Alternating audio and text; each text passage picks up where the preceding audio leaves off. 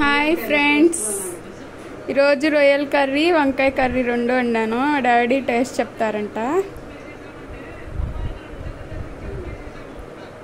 రొయ్యల curry super ఉంది.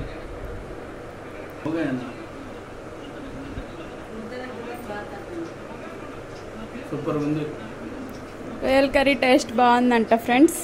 ఈరోజు రెండు వండాను, తర్వాత చూపిస్తాను మీకు. ఇవ్వండి ఫ్రెండ్స్, రొయ్యల కర్రీ అయితే వండేయింది.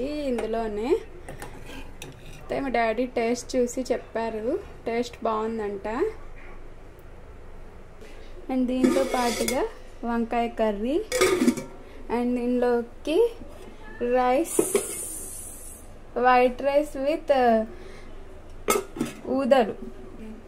వీటికి మనము ఇది ఎలా చేసుకోవాలి ఏంటి అనేది మీకు రెసిపీ కావాలి అనుకుంటే కామెంట్ బాక్స్లో కామెంట్ చేయండి. దీని రెసిపీ అనేది నేను మీకు చేసి చూపిస్తాను. ఓకేనా ఫ్రెండ్స్? లైక్ చేయండి, షేర్ చేయండి, సబ్స్క్రైబ్ చేసుకోండి. Thank you, bye, take care. And సాయంత్రం ఉడకపెట్టుకోవడానికి గింజలు నానపెట్టుకున్నాము.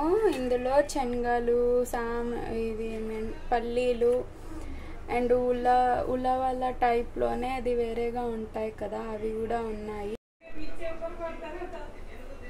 ఫ్రెండ్స్, ఈరోజు మా మమ్మీ రొయ్యల కర్రీ తిని టేస్ట్ చెప్తుంది. ఇదండి మా మమ్మీ.